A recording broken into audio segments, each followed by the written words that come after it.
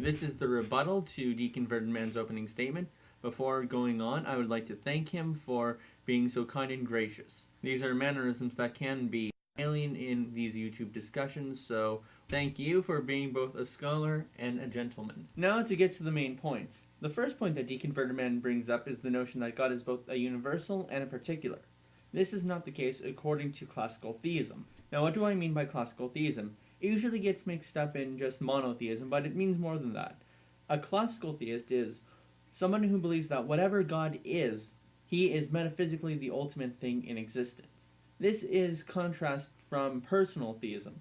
A personal theist is someone who believes that God is basically a huge person, a mind without a body. He is a being that doesn't look like any other beings, but he's a being nonetheless. This is not the case, as I so see it. For more on the distinction, I'll put links below. This also goes against the main contention of the argument, for if God was a particular, part of a group, then God would in some sense need that group for his own existence. However, this is not the case, as the argument seems to demonstrate that God is necessary, not contingent upon anything else, including the factor of belonging to a group.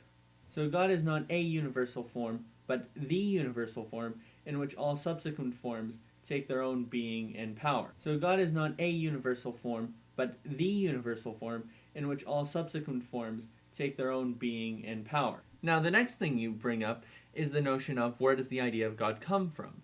I say that notion is very mute, because it doesn't matter where the idea comes from. What matters is whether or not we can evaluate it as being true or false.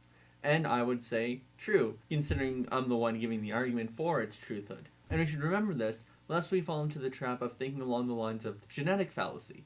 The genetic fallacy is whereby someone comes to an idea incorrectly, but at the same time, just because someone comes to an idea incorrectly or fallaciously doesn't necessarily mean that that notion itself is wrong. So that's something we have to remember. I'm of the personal opinion that both divine revelation and nature attest to the notion that God exists. And when I say revelation, of course, I mean my own religious faith. However, I think nature testifies on God's existence merely from the way we can perceive nature as it is. This is just called an argument a posteriori. I can observe contingent things, therefore I can derive a necessary thing. And from there I can derive that that necessary thing is God, as the argument so happens to go. So in a sense, I would think this is empirically based. In fact, I'm in this discussion and debate with you, not necessarily to bring you into my Christian faith, but just to bring you to the Lyceum, which is Aristotle's school. Aristotle was not a religious man, but believed that God could be explained through observation of nature, and I so happen to agree with him. That's all I'm doing. Now, my opponent also has the notion that logic cannot in itself prove the existence of anything. It's just a very helpful guide for us to go about our lives with.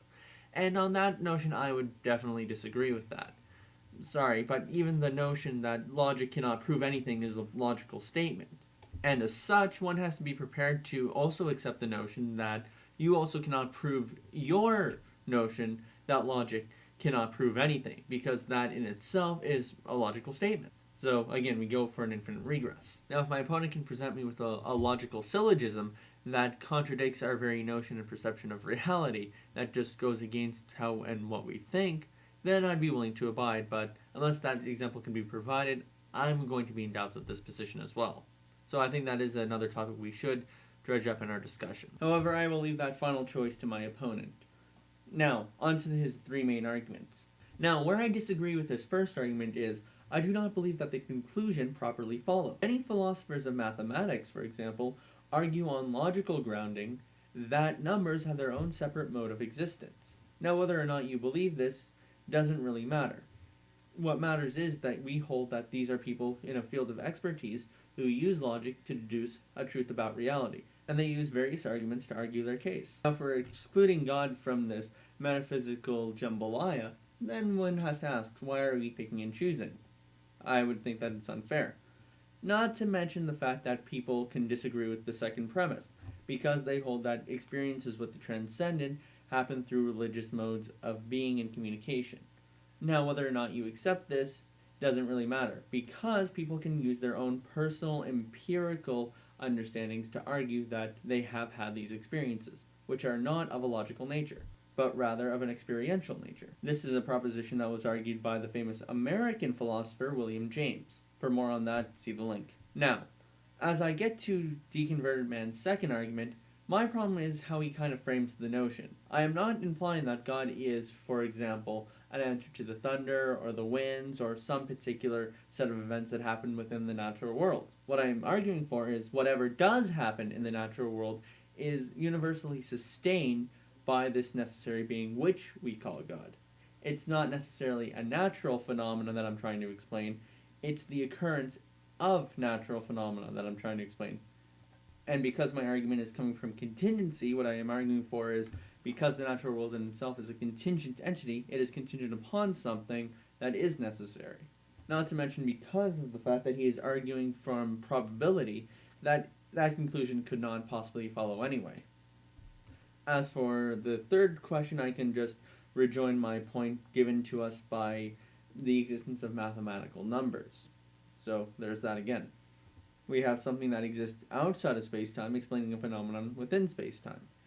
And like I said again, there are plenty of philosophers of mathematics who do hold to this view. In fact, according to the Phil papers, it's a majority opinion. Not a conclusive opinion, mind you, but a good majority that does have terrific backing.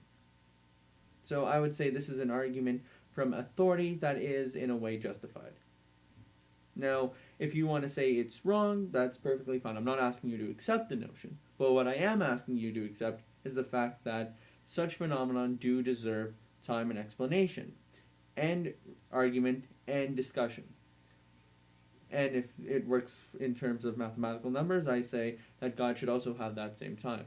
Now, if you do not believe God should work along those same premises, then that's what you need to rebuke in your next video. Given all this, I believe that Deconvertedman's arguments do not particularly stack up too well. But in any case, I'll see you later, man, and I look forward to your rejoinder to my response to your opening statement. Thanks you very much.